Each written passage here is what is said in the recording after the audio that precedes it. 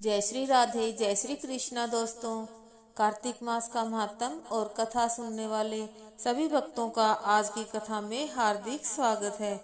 भगवान विष्णु और माँ लक्ष्मी की कृपा सदैव ही आप सभी पर बनी रहे। तो दोस्तों, आज आप सुनेंगे कार्तिक मास महात्म का 24वां और 25वां अध्याय। तो आइए सबसे पहले हम सब की प्यारी राधा रानी का ध्यान करते हुए 24वें अध्याय का महात्म सुनते हैं। बोलिए विष्णु भगवान की जय। धर्मदत्त ने कहा, तीर्थ, दान और व्रत आदि शुभ साधनों के द्वारा पाप नष्ट होते हैं, किंतु तुम इस समय प्रेत के शरीर में स्थित हो, अतः उन शुभ कर्मों में तुम्हारा अधिकार नहीं है। तथापि तुम्हारी गलानी देखकर मेरे मन में बड़ा दुख हो रहा है। तुम दुखिनी हो। तुम्हारा उद्धार किए बिना मेरे चित्त को शांति नहीं मिलेगी। अतः मैंने जन्म से लेकर आज तक जो कार्तिक व्रत का अनुष्ठान किया है, उसका आधा पुण्य लेकर तुम उत्तम गति को प्राप्त हो जाओ।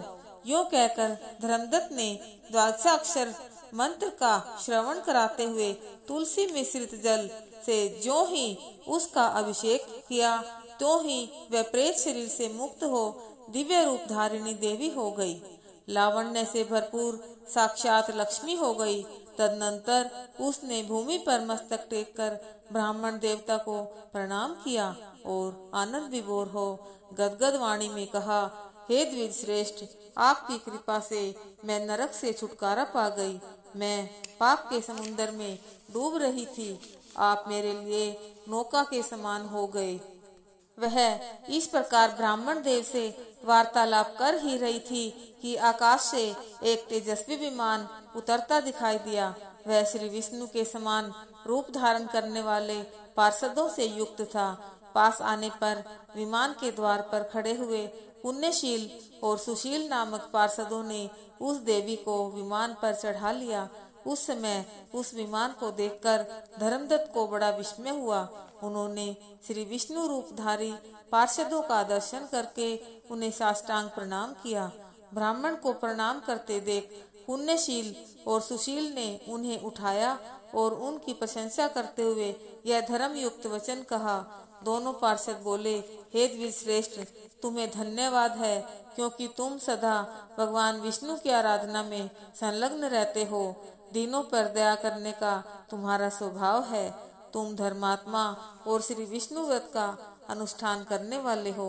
तुम्हारे बचपन से लेकर अब तक जो कल्याणमय कार्तिक का व्रत किया है, उसके आधे का दान करके दूना पुण्य प्राप्त कर लिया है। तुम बड़े दयालु हो। तुम्हारे द्वारा दान किए हुए कार्तिक व्रत के अंगभूत तुलसी पूजन आदि शुभ कर्मों के फल से यह स्त्री आज भगवान विष्णु के समीप जा रही है। तुम भी इस शरीर का अंत होने पर अपनी दोनों पत्नियों के साथ भगवान विष्णु के बैकुंठ धाम में जाओगे और उन्हीं के समान रूप धारण करके सदा उनके समीप निवास करोगे। बोलिए विष्णु भगवान की जय। इसी के साथ ही 24वां अध्याय संपूर्ण हुआ। अब आप सुनेंगे 25वां अध्याय। नारद जी कहते हैं, इस प्रकार विष्णु पार्षदों के वचन सुनकर धर्मदत्त को बड़ा आश्चर्य हुआ। वे उन्हें साष्टांग प्रणाम करके बोले, प्राय सभी लोग भक्तों का कष्ट दूर करने वाले श्री विष्णु की यज्ञ, दान, व्रत, तीर्थ, सेवन और तपस्याओं के द्वारा विधि पूर्वक आराधना करते हैं। उन समस्त साधनों में कौन सा ऐसा साधन है जो श्री विष्णु को प्रीतिकारक तथा उनके सामीप्य की प्राप्ति कराने वाला है? किस साधन का अनुष्ठान करने से उपर्युक्त सभी साधनों का अनुष्ठान स्वतः हो जाता है? दोनों पार्षदों ने कहा, हे ब्राह्मण, तुमने बहुत उत्तम बात पूछी है। अब एकाग्रचित होकर सुनो। हम इतिहास सहित प्राचीन वृतांत का वर्णन करते हैं। पहले कांचीपुरी में चोल नामक एक चक्रवर्ती राजा हो गए हैं। राजा चोल जब इस भूमंडल का शासन करते थे, उस समय कोई भी मनुष्य दरिद्र दुखी नहीं था। उन्होंने इतने यज्ञ किए थे जिनकी कोई गणना नहीं हो सकती। एक समय की बात है, राजा चोल अनंत शयन नामक तीर्थ में गए, जहाँ जगदीश्वर श्री विष्णु योग निद्रा का आश्रय ले सो रहे थे। वहाँ लक्ष्मी रमण भगवान श्री विष्णु के दिव्य विग्रह की राजा ने विधि पूर्वक पूजा की। मणि, मोती तथा सुवर्ण के बने हुए सुंदर फूलों से पूजन करके उनको भगवान को साष्टांग प्रणाम किया।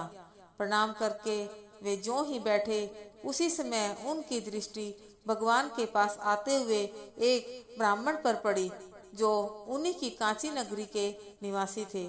उनका नाम विष्णुदास था। वे भगवान की पूजा के लिए अपने हाथ में तुलसी दल और जल लिए हुए थे। निकट आने पर उन ब्रह्म ऋषि ने विष्णु सूक्त का पाठ करते हुए देव भगवान को स्नान कराया और तुलसी की मंजरी तथा पत्तों से विधिवत पूजा की। राजा चोल ने जो पहले रत्नों से भगवान की पूजा की थी, वह सब तुलसी पूजा से ढक गई। यह देख राजा कुपित होकर बोले, विष्णुदास, मैंने मणियों तथा सुवर्ण से भगवान की पूजा की थी, वह कितनी शोभा पा रही थी, किंतु तुमने तुलसी दल चढ़ाकर सब ढक दी। तुम अत्यंत सुंदर सजी सजाई फूल पूजा को पत्तों से ढके जा रहे हो। तुम्हारे इस बर्ताव पर मुझे बड़ा आश्चर्य हो रहा है। विष्णुदास बोले, हे राजन, आपको भक्ति का कुछ भी पता नहीं है, केवल राजलक्ष्मी के कारण आप घमंड कर रहे हैं। बताइए तो, आज से पहले आपने कितने वैष्णव व्रतों का पालन किया है? राजा ने कहा, हे ब्राह्मण, तुम तो दरिद्र हो, निर्धन हो। तुमने श्री विष्णु को संतुष्ट करने वाले यज्ञ और दान आदि कभी नहीं किए हैं तथा पहले कहीं कोई देवालय भी नहीं बनवाया है। ऐसी दशा में भी तुम अपनी भक्ति का इतना घमंड है। अच्छा, तो आज यहाँ जितने भी श्रेष्ठ ब्राह्मण उपस्थित हैं, वे सभी कान खोलकर मेरी बात सुन ले। देखना है मैं पहले भगवान विष्णु का दर्शन पाता हूँ या यह। इससे लोगों को स्वयं ही पता लग जाएगा कि हम दोनों में से किस में कितनी भक्ति है। दोनों पार्षद बोले, हे ब्राह्मण, यह कहकर राजा चोल अपने राजभवन को चले गए और उन्होंने महर्षि मुद्गल को आचार्य बनाकर वैष्णव यज्ञ का अनुष्ठान आरंभ किया, जिसमें बहुत से ऋषियों का समुदाय एकत्रित हुआ। बहुत सा अन्न खर्च किया गया और प्रचुर दक्षिणा बांटी गई।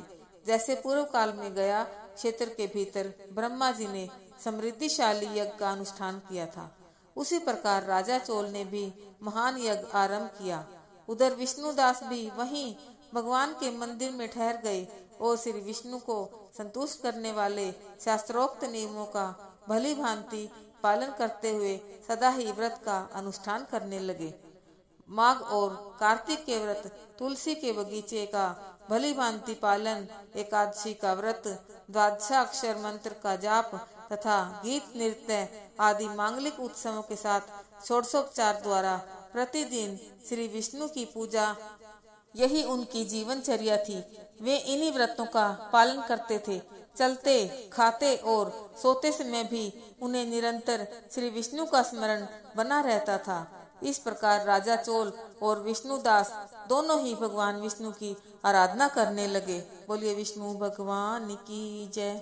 इसी के साथ ही कार्तिक मातम का 26वां अध्याय संपूर्ण हुआ। 25वां अध्याय संपूर्ण हुआ। तो दोस्तों, अब आप सुनेंगे कार्तिक की कहानी। एक बुढ़िया कार्तिक का व्रत करती थी। उसके लिए कृष्ण भगवान खिचड़ी का कटोरा रख जाते और बुढ़िया व्रत खोल लेती थी। पड़ोसन देखकर जलती कि इसका कोई नहीं, फिर भी इसको खिचड़ी खाने के लिए मिल जाती है। एक दिन बुढ़िया कार्तिक नहाने गंगा जी गई थी। भगवान आए और खिचड़ी का बेला मकान में रख गए। पड़ोसन ने खिचड़ी का बेला उठाकर मकान के पिछवाड़े में फेंक दिया। बुढ़िया आई तो खिचड़ी का बेला देखा तो उसको कहीं नहीं मिला। वह भूखी रही और कहने लगी कि कहाँ गई मेरी खिचड़ी, कहाँ गया मेरा बेला। पिछवाड़े में उस खिचड़ी के 2 फूल बन गए। राजा आया और फूल तोड़कर ले गया। दोनों फूल रानी ने सूंघे तो रानी को गर्भ रह गया। राजा रानी को कोई संतान नहीं थी। फूल सूंघने से रानी को 2 लड़के पैदा हो गए। लड़के बड़े होने लगे पर वह बच्चे किसी से भी नहीं बोलते थे। दोनों लड़के शिकार खेलने जाते। रास्ते में बुढ़िया मिलती। बुढ़िया कहती, कहाँ गई मेरी खिचड़ी, कहाँ गया मेरा बेला। लड़के कहते, हम ही तेरी खिचड़ी, हम ही तेरा बेला। जब भी लड़के शिकार खेलने जाते बुढ़िया यही कहती तो लड़के वही जवाब देते। राजा को पता चला। राजा ने बुढ़िया को बुलाया और कहा कि हमसे तो ये बोलते नहीं, तुझसे कैसे बोलते हैं। बुढ़िया ने कहा कि मुझे इस बात का नहीं पता, लेकिन मैं कार्तिक का व्रत करती थी तो कृष्ण भगवान मुझे खिचड़ी दे जाते थे। एक दिन मुझे खिचड़ी नहीं मिली। जब मैं कहने लगी कि कहाँ गई मेरी खिचड़ी, कहाँ गया मेरा बेला, तब लड़के बोले कि तुम्हारी पड़ोसन ने खिचड़ी फेंक दी थी तो उसके फूल बन गए। फूल राजा तोड़कर ले गया, उससे हम लड़के हो गए। हमें तो भगवान ने बुढ़िया के लिए भेजा है। तब राजा ने बुढ़िया को अपने महल में ही रख लिया। बोलिए श्री कृष्ण जी भगवान की जय, कार्तिक देवता की जय। अब आप सुनेंगे नित्यनेम की कहानी। एक बूढ़ा बाबा था, खान कमान जावे था। रास्ते में मंदिर पड़े था, वहाँ बहुत सी औरतें बैठी नित्यनेम की कहानी कहती थी। बाबा बोला, हे बेबे तुम ये क्या कह रही हो। मैं बोली, बाबा हम नित्यनेम की कहानी कह रही हैं, तुम भी सुन लो। बाबा, सोमवार, मंगलवार, बुधवार, वार बृहस्पतिवार, वार शुक्रवार, वार शनिवार, वार रविवार, पीछे आया सोमवार, महादेव का वार। 9 निध 12 सिद्ध, बूढ़े बाबा तेरा आसरा, भरियो पीहर सासरा, धन के ढेर लग गए। बाबा तेरे भाग का हुआ है, मेरे भाग्य का होगा तो मेरे घर में ही हो जाएगा। घर गया। बुढ़िया बोली, कुछ कमा के लाया। बूढ़ा बोला, हाँ बहुत कुछ कमा के लाया। नित्यनेम का नियम लाया, जगा जोत की रोटी लाया, लोटा भर के पानी का, चावल चीनी के दाने लिया। नित्यनेम की कहानी कहेंगे। नित्यनेम की कहानी कही।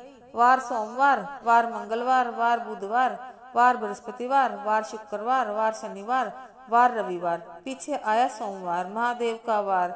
9 निधि 12 सिद्धि, बूढ़े बाबा तेरा आसरा, भरियो पीहर सासरा। तो मारे तो बहुत हो गया, बेटी के बेरा ले आवे। बेटी के घर गया, बोला, बेटी तू दुखी के सुखी। बेटी बोली, बाबा मैं तो बहुत दुखी हो, तो खा ले, न तो मुंह पे हाथ फेर के सो जाए। बाबा बोला, कोई बात नहीं बेटा, सब कुछ ठीक हो जाएगा। नित्यनेम का नियम ले ले। लोटा भर के पानी लिया, चावल चीनी के दाने लिया। बेटी लोटा भर के पानी लाई, चावल चीनी के दाने लाई।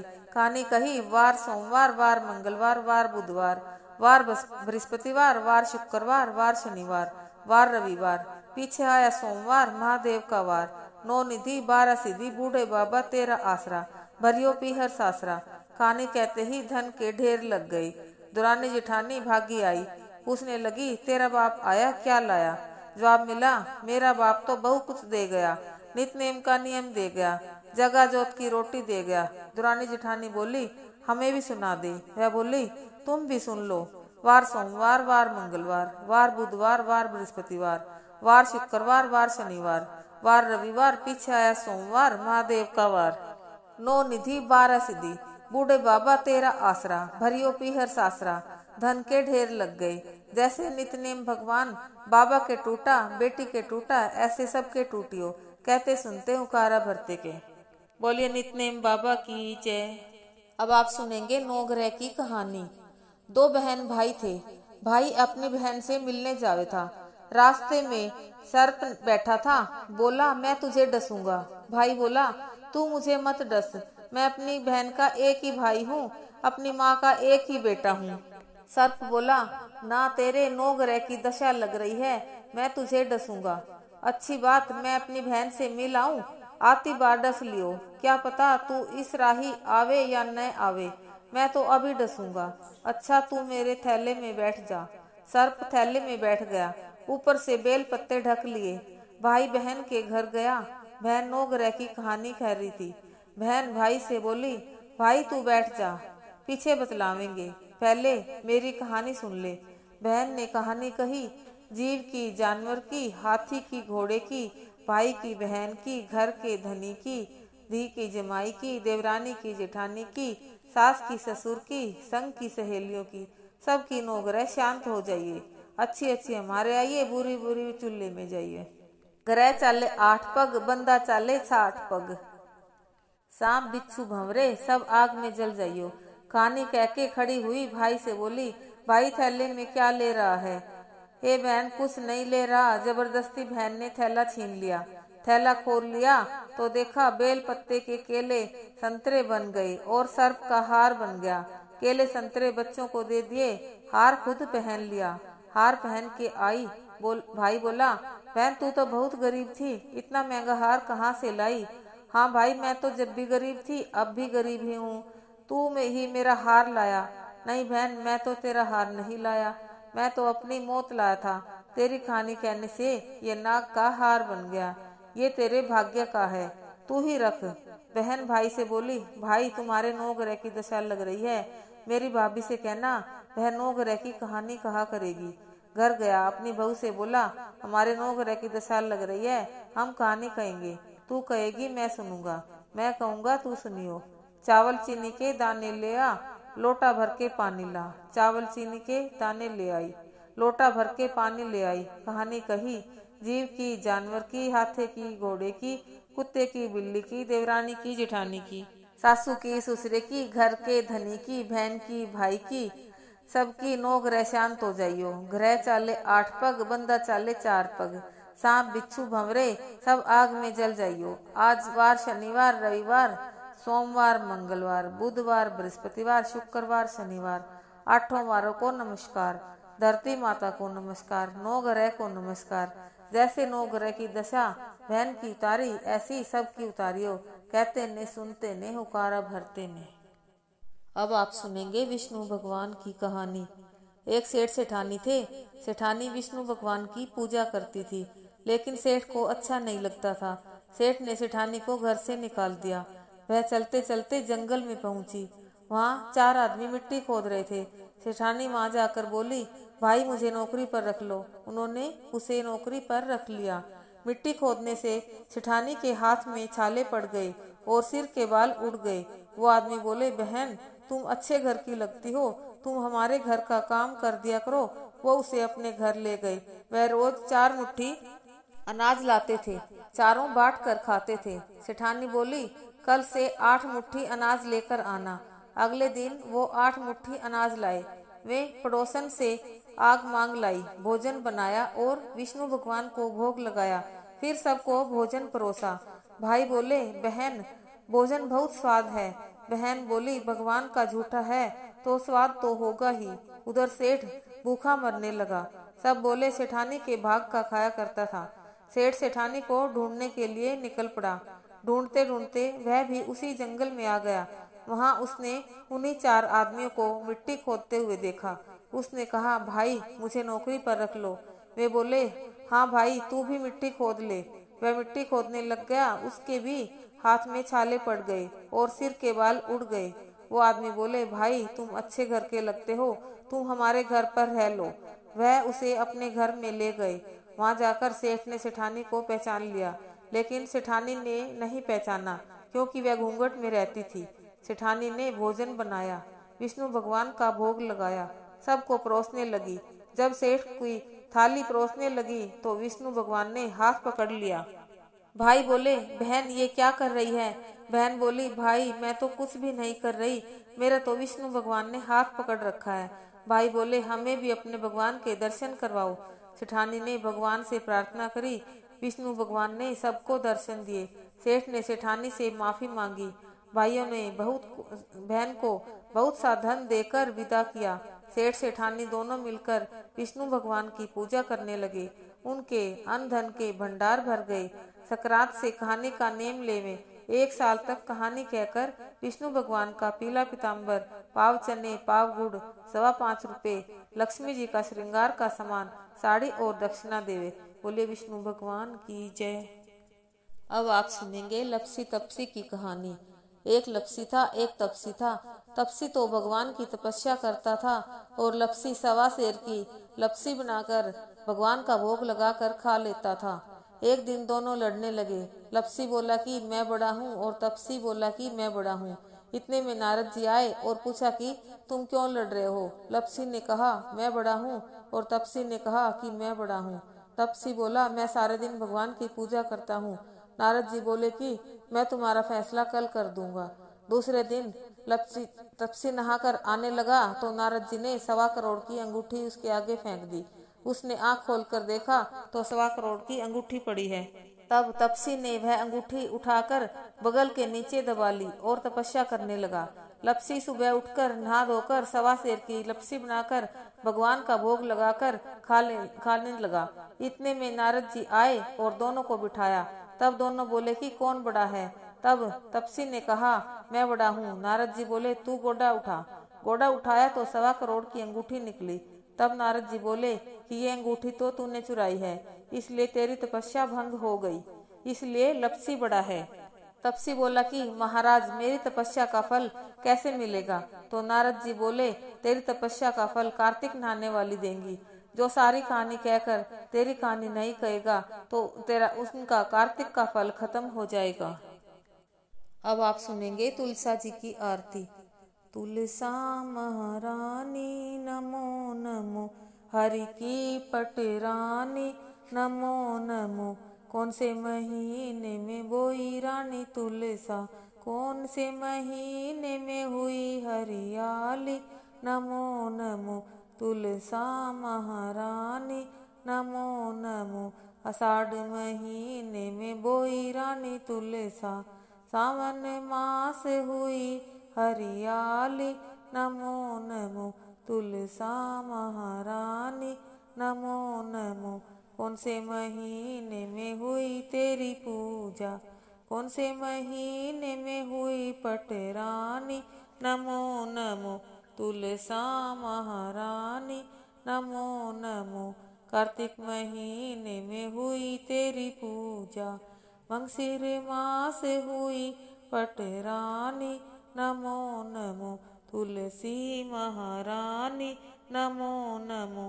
केतन जप तप किया रानी तुलसा, जो सालगिराह में हुई पटरानी। नमो नमो तुलसा महारानी नमो नमो। 12 बरस जिजी कार्तिक नहाई, सालगिराह में हुई पटरानी। नमो नमो तुलसा महारानी नमो नमो। 56 भोग 36 व्यंजन, बिन तुलसा हर एक न मानी। नमो नमो तुलसा महारानी नमो नमो। सांवरी सखी मैया तेरो जस गावे, सांवरी सखी मैया तेरो जस गावे। तो सबको ज्ञान सिखावे महारानी। नमो नमो तुलसा महारानी नमो नमो। जो कोई तुलसा को सवेरे गावे, तो श्री कृष्ण जी के दर्शन पावे।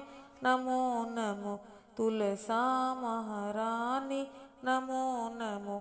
जो कोई तुलसा को दोपहर में गावे, तो खीर खांड के भोजन पावे।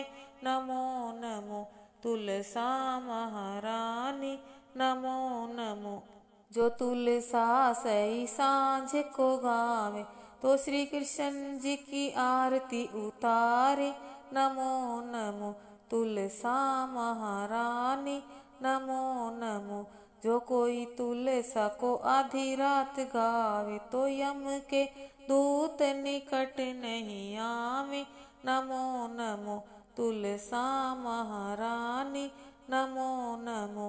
काहे का दीपक काहे की बाती, काहे की जोत जले दिन राती। नमो नमो तुलसा महारानी नमो नमो। माटी का दीपक निर्मल बाती, गाय का घी जले दिन राती। नमो नमो तुलसा महारानी नमो नमो। धूप दीप नैवेद्य आरती, धूप दीप नैवेद्य आरती। पुष्पन की वर्षा बरखानी। नमो नमो तुलसा महारानी नमो नमो। क्वारी गावे घर वर पावे, तरुणी पुत्र खिलावे महारानी। नमो नमो तुलसा महारानी नमो नमो। बुढ़िया गावे गंगा जमुना नहावे, स्वर्ग पाल की जावे महारानी, नमो नमो तुलसा महारानी, नमो नमो हम तुम गावे सदा सुख पावे, तुलसा के लाड लडावे महारानी, नमो नमो तुलसा महारानी, नमो नमो हर की पटरानी, नमो नमो श्री कृष्ण जी की प्यारी, नमो नमो।